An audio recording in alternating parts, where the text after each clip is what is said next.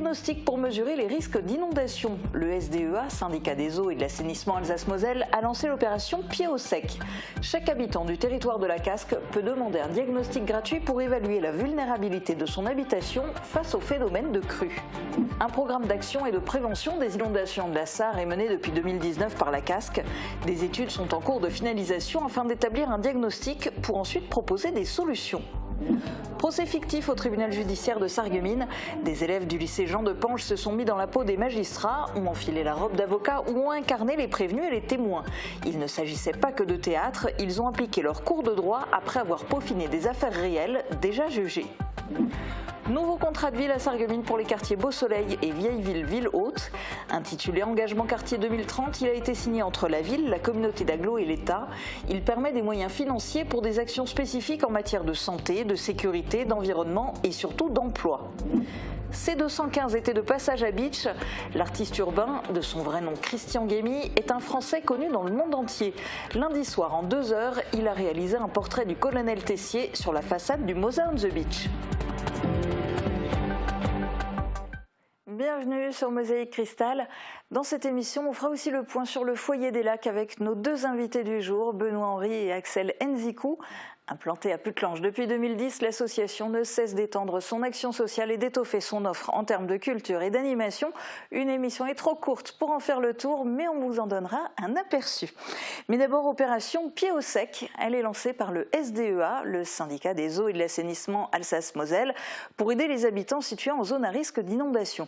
Cette opération permet d'évaluer la vulnérabilité de son habitation face au phénomène de crue.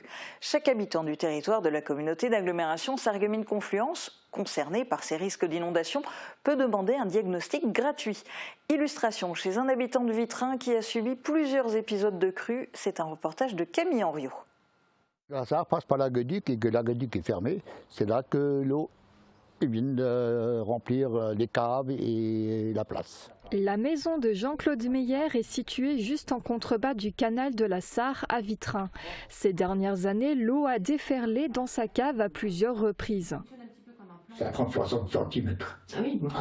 Dans l'eau, dans la cave, jusqu'à 1 mètre.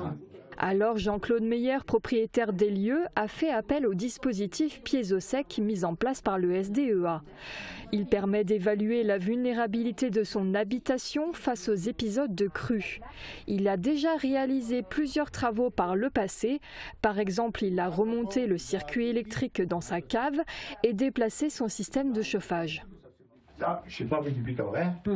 C'est là que ça part. D'accord. Sinon, j'aurais toujours ça dedans. Ouais.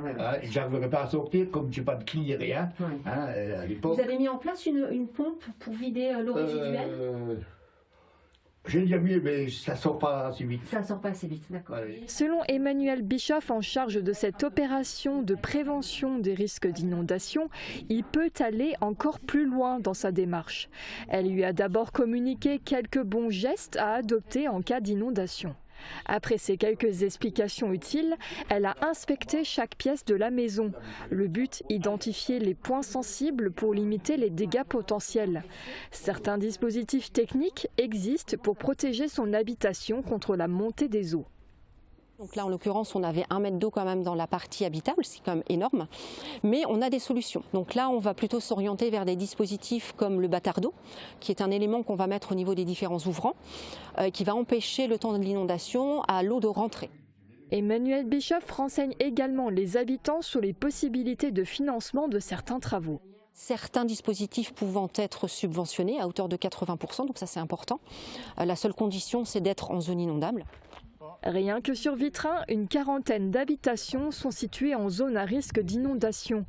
Emmanuel Bischoff a donc fait le tour de sa maison, mais aussi du quartier, pour repérer les zones à risque. On va aussi faire en sorte d'être attentif à la façade extérieure pour identifier potentiellement des fissures ou des réseaux qui ne seraient pas étanches et par où l'eau pourrait en fait rentrer.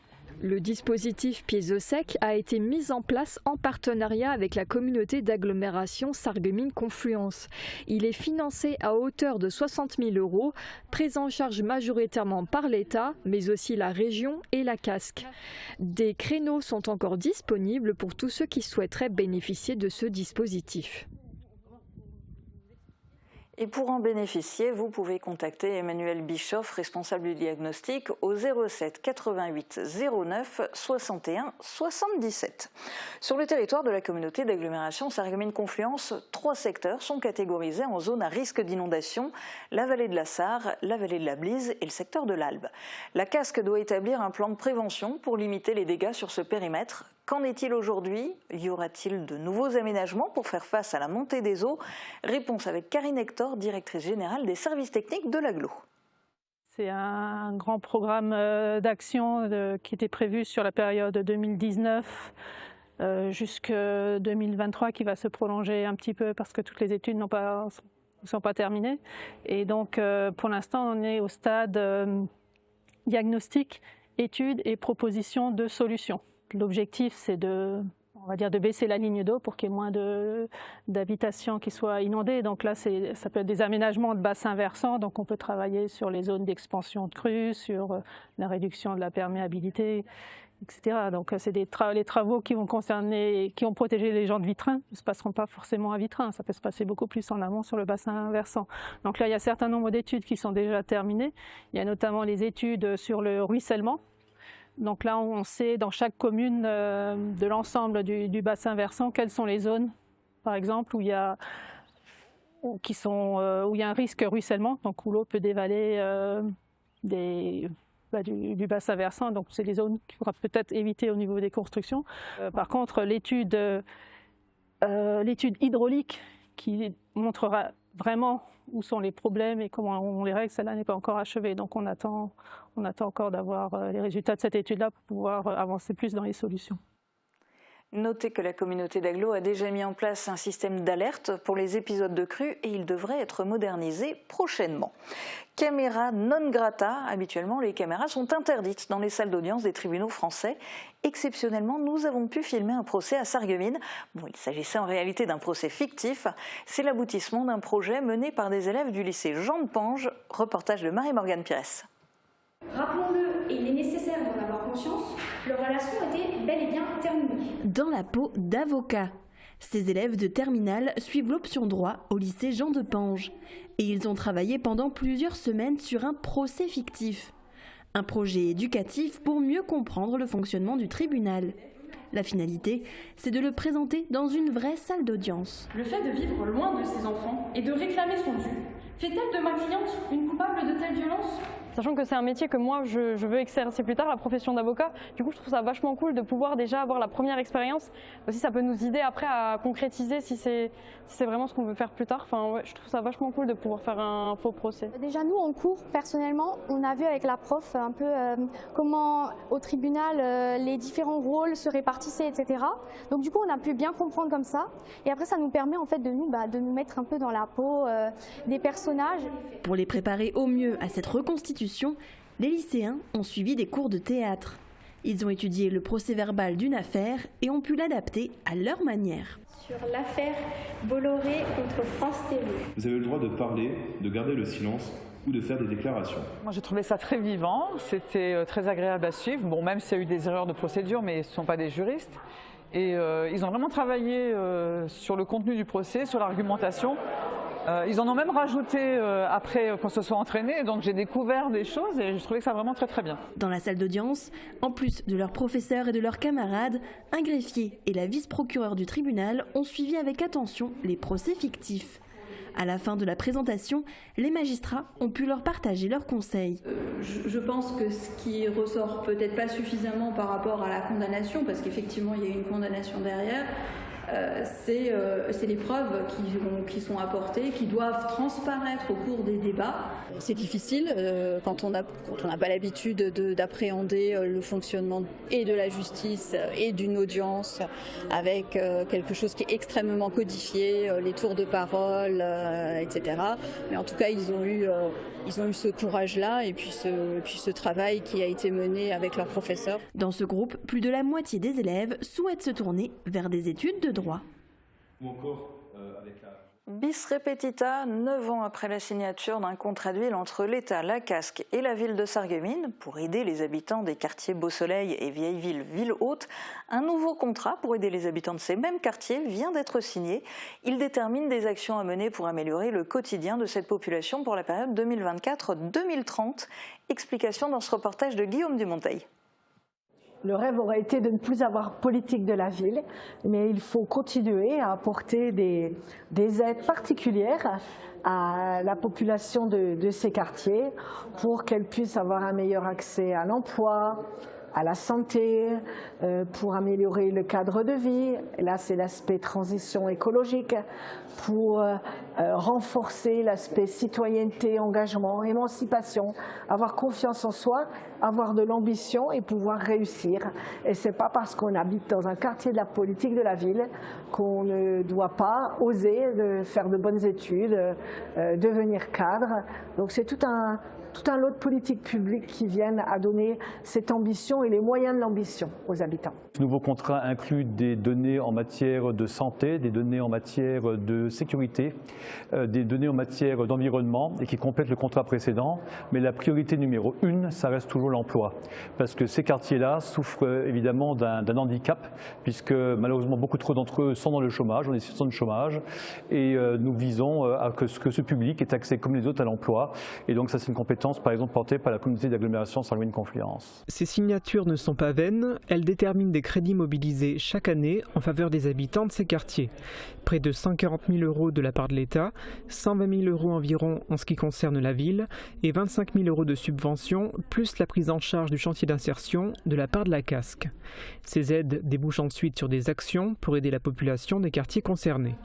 Voici les exemples de réalisations qui ont été menées lors du précédent contrat qui portait sur la période 2015-2023. Je commencerai par parler des bailleurs sociaux. C'est tout simplement tout ce qui est les politiques de rénovation au niveau des quartiers, de l'habitat, de la recherche de la meilleure qualité environnementale. C'est l'amélioration du cadre de vie, mais aussi des services qui sont rendus aux citoyens, tels que les services publics.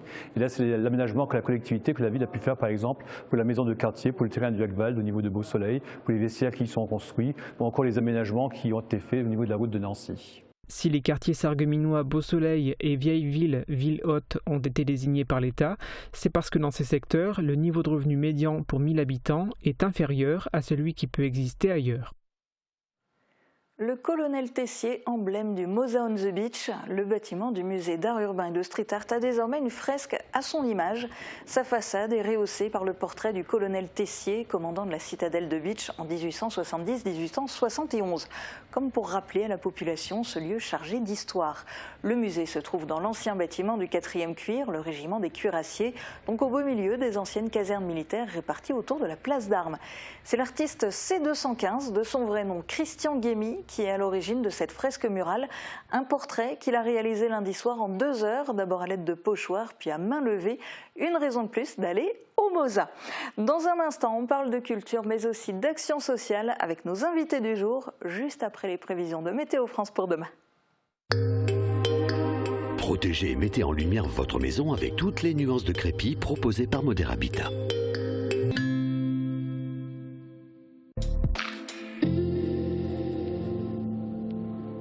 Bonjour tout le monde, on retrouvera un temps plus sec pour la journée de demain.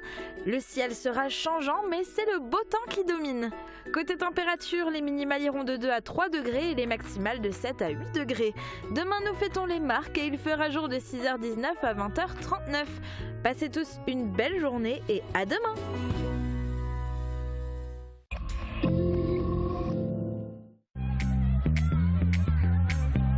Le métier d'animateur périscolaire, pour moi, il consiste à mettre en sécurité les enfants, d'accompagner l'enfant dans une autonomie. Chez Franca, on a une belle structure. Les valeurs qui me plaisent le plus ici, du coup, c'est l'échange, le partage. le respect. Vous aussi, devenez animatrice ou animateur chez les Francas. En introduction, au tout début de l'émission, j'ai essayé de résumer le Foyer des Lacs en 3 mots, social, culture et animation. Est-ce que vous auriez choisi les mêmes ? Oui, j'aurais rajouté juste instance participative. Ok, bon, on va en parler de tout ça parce que c'est pas facile de résumer l'action d'une association qui est sur autant de fronts. Alors on va parler déjà de la jeunesse. Vous organisez énormément de choses pour les enfants et surtout pour les ados. Certaines sont ponctuelles, d'autres très régulières. Est-ce qu'on peut en évoquer quelques-unes ? Oui, bien sûr. Donc, pendant la période, on va dire, scolaire, on propose donc des activités comme de la danse. On a un groupe de théâtre d'impro aussi. On a aussi, après, pendant les vacances scolaires, à ce moment-là, on a des activités, des stages. Et puis, voilà, la grosse période où on accueille les jeunes, c'est la période estivale, avec le programme des estivales en partenariat avec les associations locales de la ville. Et le point d'orgue, c'est la fête de la jeunesse dont on voit des images. Aussi. Voilà. Ok. La dernière nouveauté en date pour les jeunes, c'est la radio. Racontez-nous un petit peu. Alors, la radio, donc, c'est un projet qu'on a mis en place là, donc, sur la semaine des vacances là, qui se déroule. Et donc, on a 9 jeunes qui sont en train de s'initier justement à l'univers de la radio. C'est un projet aussi en partenariat avec le département de la Moselle et la commune. L'idée, c'est clairement d'amener un peu ce volet citoyen à travers la radio, mais aussi de faire de l'éducation au numérique et développer le sens critique des jeunes et leur apporter un moyen d'expression. Voilà. Et ça marche pas mal. Alors le Foyer des Lacs, c'est le paradis de la jeunesse à Putelange-au-Lac. Mais vous ne vous adressez pas qu'aux jeunes. Il y a aussi de nombreuses activités qui visent plus particulièrement les adultes, voire parfois les seniors. Quelques exemples ? Oui. On a des activités de loisirs sport, comme de la gym douce, du fitness, on a un club informatique senior, on a un club artistique d'aquarelle, une instance art café, enfin... Plein de choses très variées. Alors il y a un rendez-vous tout public par excellence, c'est le cinéma. Il n'y en a pas à Putelange. Du coup, c'est vous qui apportez les films sur grand écran. Mais ça ne s'arrête pas à une simple projection. Non, donc le cinéma, c'est un partenariat avec notre fédération Les Foyers Ruraux, mais c'est un lieu d'échange, de débat du film ou d'autres choses, de retrouvailles entre participants après le film, qui a autant d'importance que le film en lui-même. Avec la particularité, c'est que la buvette, elle a un fonctionnement très spécifique. Oui, on a une cagnotte, une tirelire. Les gens alimentent la tirelire plutôt que de payer. Et puis ça nous permet de renouveler les stocks de boissons et de faire vivre cette instance. Donc il n'y a pas de tarif fixe, mais ça fonctionne. Quelque part, j'ai l'impression le cœur et l'âme des Foyers du Lac, c'est de créer du lien, c'est ça ? Oui, c'est ça. C'est à travers donc, notre agrément, espace de vie sociale. Donc on est dans la période d'ailleurs de renouvellement de cet agrément. Oui, parce que ça, c'est un pan finalement, c'est un grand pan de votre activité, mais qui est méconnu, c'est ce volet social. Tout à fait. Et donc à travers donc l'association, notre volonté, c'est ça, c'est vraiment de renforcer le lien social et aussi d'amener à ce que il y ait des initiatives qui soient prises par les habitants, donc de développer ce volet-là et donc de créer, comme on l'a dit, la cohésion sociale au sein des habitants à travers les usagers aussi ou les adhérents de l'association. Cette part-là de l'activité du Foyer des Lacs, en fait, ça fonctionne comme un centre social. C'est agréé par la CAF, c'est ça ? Oui, c'est ça. Un mini-centre social, si vous voulez.